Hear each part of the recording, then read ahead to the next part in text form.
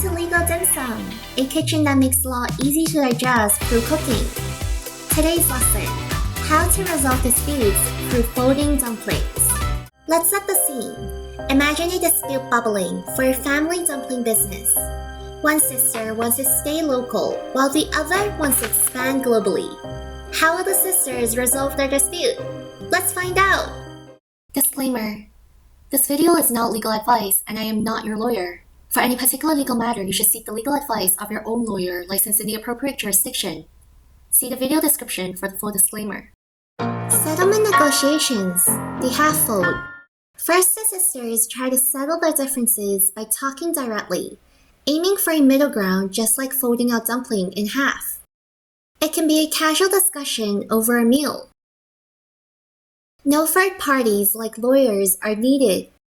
If the sisters reach any agreement, just like sealing a dumpling, they should formalize it with a written and signed contract to best ensure its enforceability.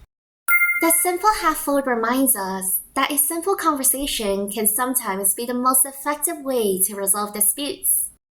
Mediation, the triangle fold. After the direct talks failed, the sisters bring in a neutral third party, a mediator, much like adding a third corner to their dumpling to reach an agreement. Mediation involves a structured process facilitated by a third party. The mediator guides the two sisters to find a solution that they both agree on. The mediator's role is to facilitate, not to impose a solution. Like settlement negotiations, an agreement from mediation can become legally binding, typically with a written and signed contract. Just as a triangle fold needs a third corner for balance, mediation shows us that sometimes third-party guidance can be key to harmonize different views into an agreement. Arbitration, the one-time fold. When mediation falls short, the sisters engage a new neutral third party, an arbitrator, whose binding verdict resembles the definitive closure of a one-ton. Arbitration is more rule-bound than mediation. It involves formally presenting evidence and arguments like a court trial. The arbitrator plays a central role in the process by listening to both sisters' arguments and issuing a final decision. This differs with the mediator's role, which is non-decisive and focused on facilitating communication to help the sisters reach a voluntary agreement. The arbitrator's decision is legally binding and usually remains confidential. Much like how a wonton securely wraps its fillings, arbitration resolves disputes with a definitive conclusion. Importantly, arbitration is usually private, unlike the typical public nature of court trials. Court trial, the four pockets fold. Arbitration did not work out. Exhausted but determined, the sisters faced their final option, a court trial. This daunting process echoes the intricate four pockets fold. A court trial adheres to a strict rule-based process, similar to how the four pockets fold requires precise steps. Arbitration, however, allows for more flexibility.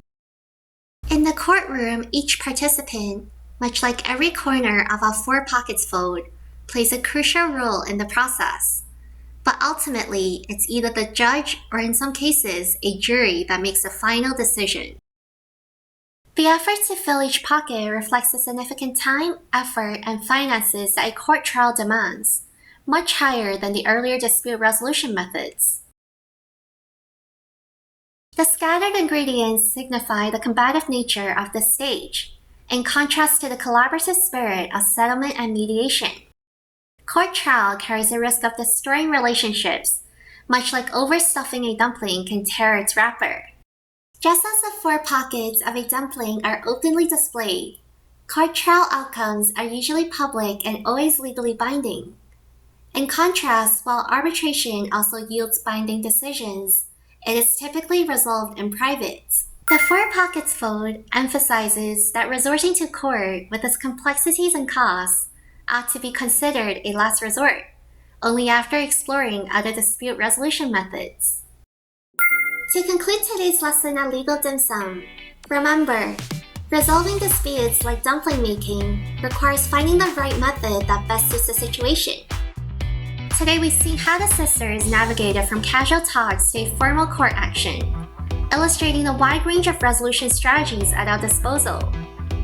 These methods span various degrees of formality and involve different levels of third-party intervention, each with its unique potential to reach a legally binding conclusion.